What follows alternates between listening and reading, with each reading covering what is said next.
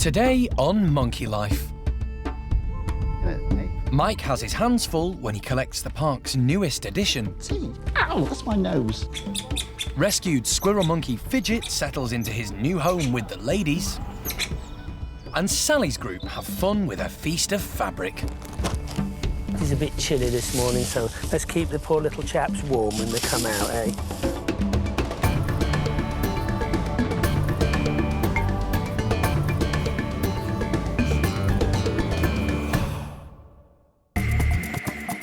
Monkey World is tucked away deep in the English countryside.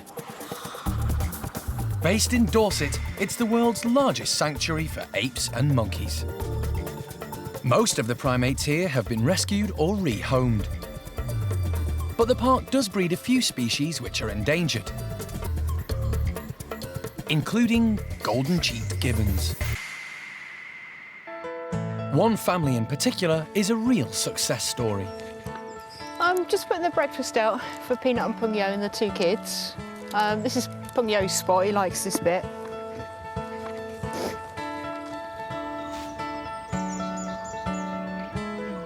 Peanut and her partner Pungyo have two children. 4-year-old Tien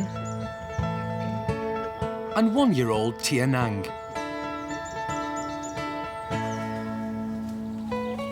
They're doing tremendously well.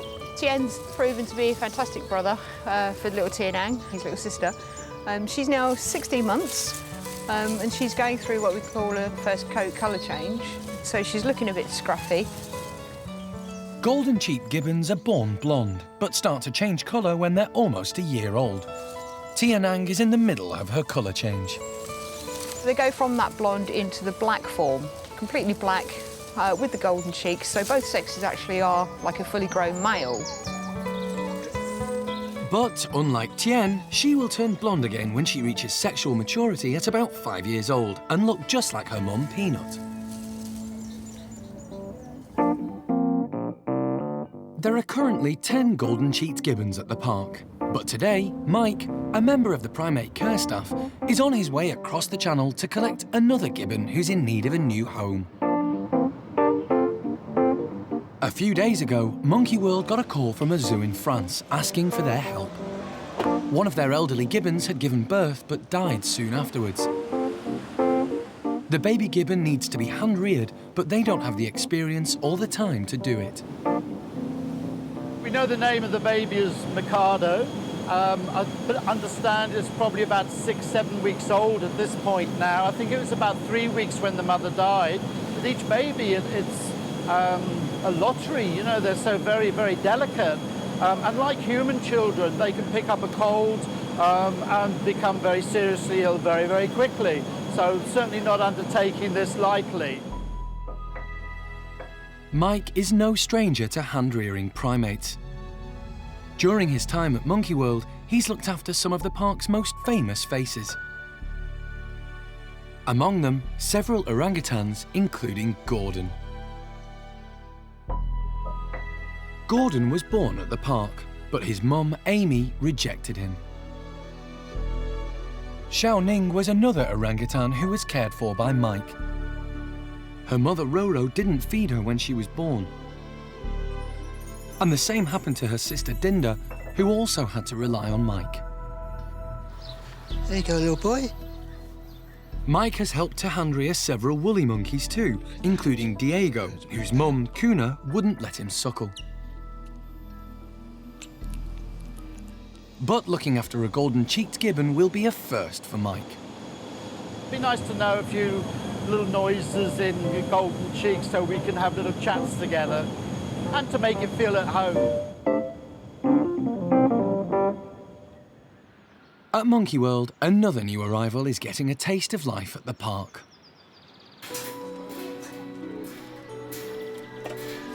Squirrel monkey Fidget arrived a month ago from Essex, where he'd been kept as a pet for 20 years on his own. Fidget had become aggressive towards his owner and had started to self-harm. When he arrived at the park, he had a badly damaged tail and few social skills. 1 month later, Despite being quite old for a squirrel monkey, Fidget seems to have had a new lease of life since he's been living with 4 females. Samantha, Topsy, Turvy, and Alien. The team's main concern was whether Fidget would integrate with the girls after so many years living on his own in a cage. As soon as he arrived, Fidget was urine washing and marking his territory, really, letting everyone know he was there. He's been a pet for over 20 years, but he's still got these sort of natural behaviours. Hopefully it can only sort of help him with the females. If he's communicating like a proper squirrel monkey, he's got more chance of getting on with them. But as the oldest in the group, can Fidget keep up with the younger ladies? The girls, we think, age range between about 15 and 20, and say Fidget's about 22, 23. So they're all elderly squirrel monkeys, but by being outside, it's very good for them. They rely on the sunlight for the vitamin D. Hopefully that can only help him and sort of help his sort of stiffness and his bones and his joints. Fidget has only recently been released into the outside enclosure. He's having to learn how to climb and use the trees and hoses like the others. Day by day he seems to be getting there. Today he seems slightly more mobile than he was sort of a couple of days ago. We've seen him going through bits of the enclosure he didn't go on before, and he made the jump from his branch to the mesh, which is quite a big jump for a little old man. So hopefully he'll eventually get there and become a bit more mobile and a bit more used to the enclosure. But we've put specialised food baskets for him in the places he likes to be, and the food bowl here is a shelf that he quite likes to sit on, so there's always food and water for him to get to during the day. The whole new experience doesn't seem to have put him off his food. It's really rewarding to see him out and about and active and sort of out with the rest of the group. Hopefully he'll enjoy the rest of his life out in this enclosure.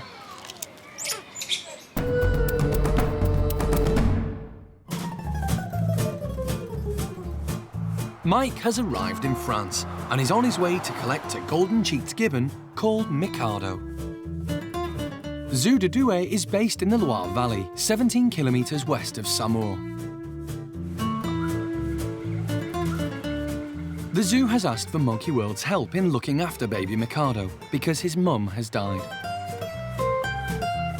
The zoo is home to a whole host of animals, from lions and lemurs to zebras and giant otters. It belongs to many breeding programs, including the European Endangered Species Programme for golden-cheeked gibbons. Brice Lafou is the curator of the zoo. How many animals do you have at the park here? Actually, we have 700 animals belonging to 83 species. Yeah? Mainly primates and birds. Excellent. And also big mammals. So this is the family? Yeah. Although his mum has died, baby gibbon Mikado still has his dad and 2 siblings who all live at the zoo. Mikado's mum was 38 years old when she passed away. Gibbons can reproduce until they die. Sadly, that's what happened in this case. 3 weeks after birth, she begins to drink a lot. Right. And it was the first sign that there is a problem or with the liver or with the kidneys. Unfortunately, the rest of Mikado's family aren't able to look after him. As he's a baby, he's going to need a foster mum.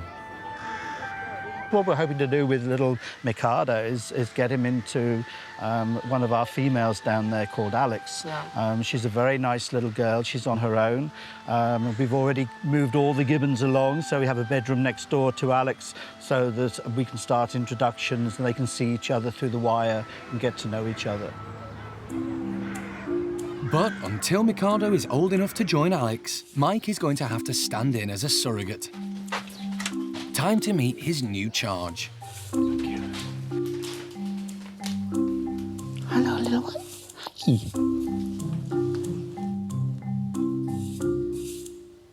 Are you ready for your big adventure?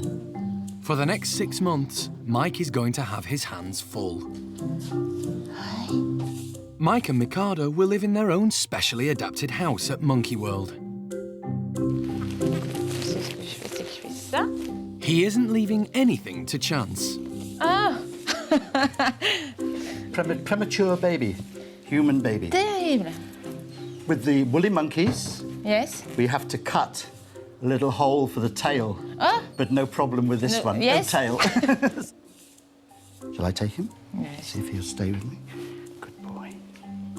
It's night feeds and nappies for Mike from now on. It's a good boy. You getting hungry?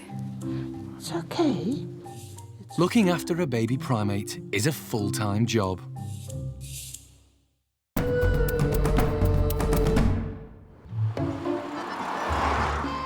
In France, Mike is bonding well with Monkey World's latest addition, golden-cheeked gibbon, Mikado.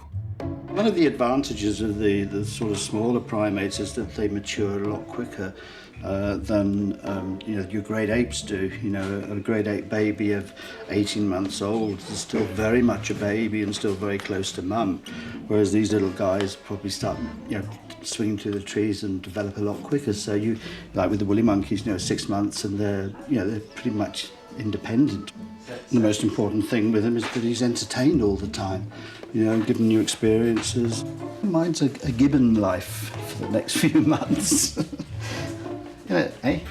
Yeah, I know. Tea. Ow, that's my nose.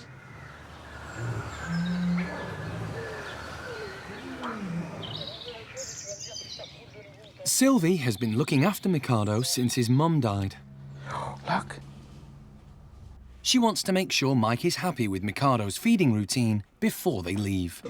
Time for his, 4 o'clock feed in the afternoon.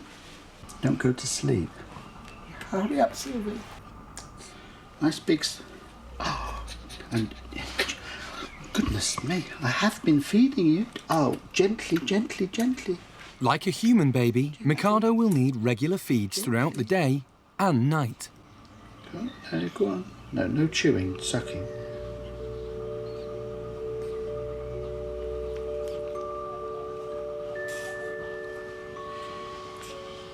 For the first few weeks, it's awake, I need food, I sleep. Food, sleep, food, sleep. Now he's into everything. He wants to experience new things. So, he's a bit of a handful at the moment, but that's good, because it means he's a fit, healthy little baby. If you hit me again, you're going to be in serious trouble. And the glasses don't come off, they stay on.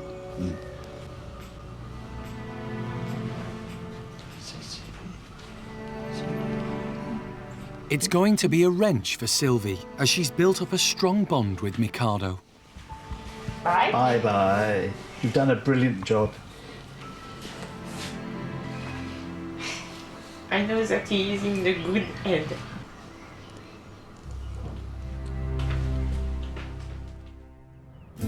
Later, homeward bound, and there's no respite for Mike. This could go on for hours doing this.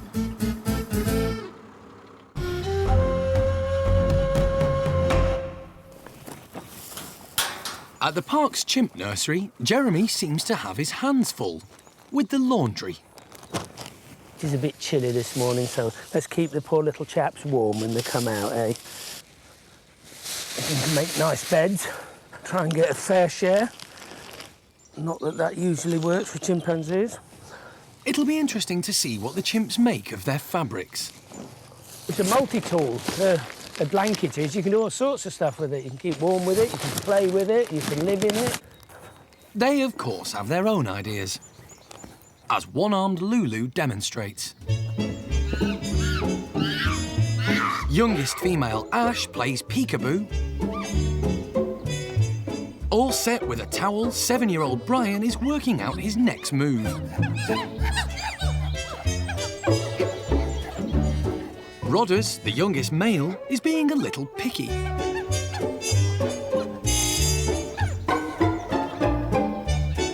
And dominant female Sally takes position in the biggest pile of bedding.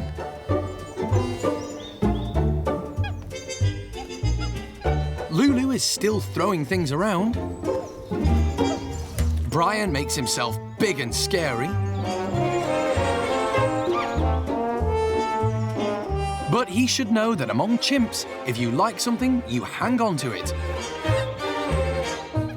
One momentary lapse and Rodders is straight in there. But Brian's having none of it. He's wrestled it back off Rodders. Now Ash wants it.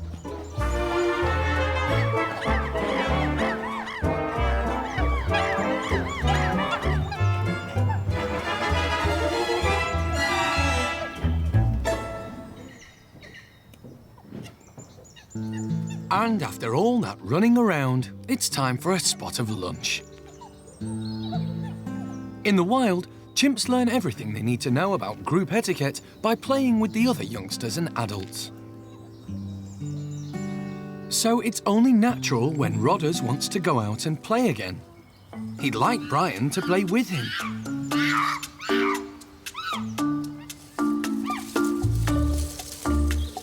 But he's just not interested.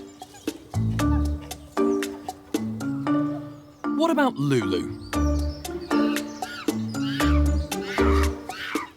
Maybe not.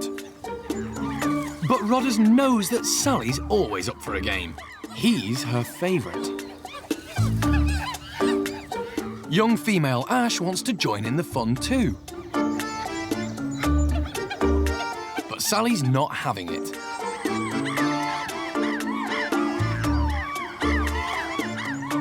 And it doesn't matter how hard Ash tries.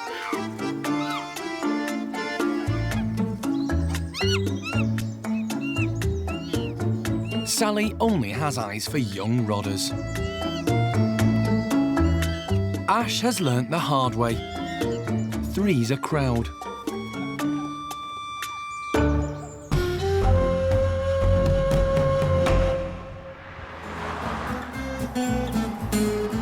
In France, Mike and Mikado have started their long journey home. Until Mikado is ready to live with his new foster mum, Alex, he's going to be totally reliant on Mike. I think in a week's time he's going to be quite difficult to contain. You know, he wants to get out and start trying to climb and explore, which is as it should be. When primates are hand-reared, nappies are used to make life easier and cleaner. You going to have some food? Should we do a nappy change? Whoops, hold on tightly. Most babies, when they do have nappies on, they become quite upset about the fact that they do have a dirty nappy, and quite happy for it to be changed. I don't think we're going to need a feed. I think it was just a dirty nappy which he was objecting to, and he's now exhausted himself. Time for a little snooze.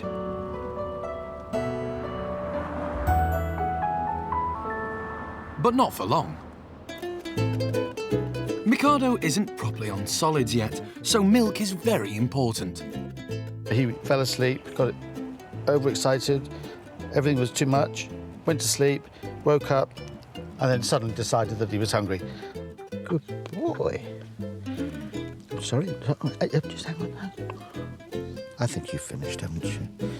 We'll just play. This could go on for hours doing this.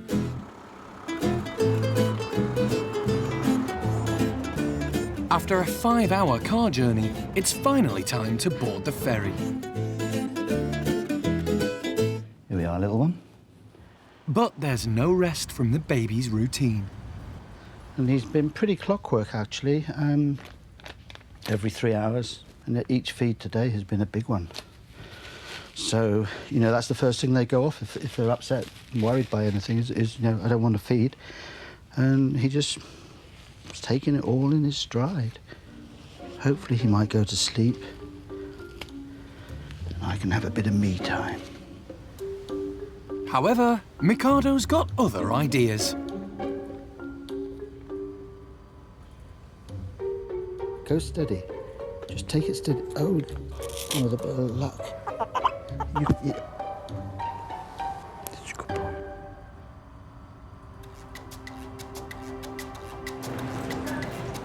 Once back on dry land, it's time for the last stage of the journey. Because Mikado is so tiny, he can't go in a cage. Mike has got special permission for him to sit with him in the passenger seat of the park's quarantine van.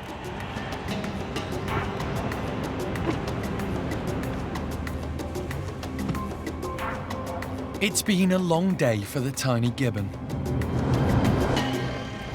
But the end is in sight.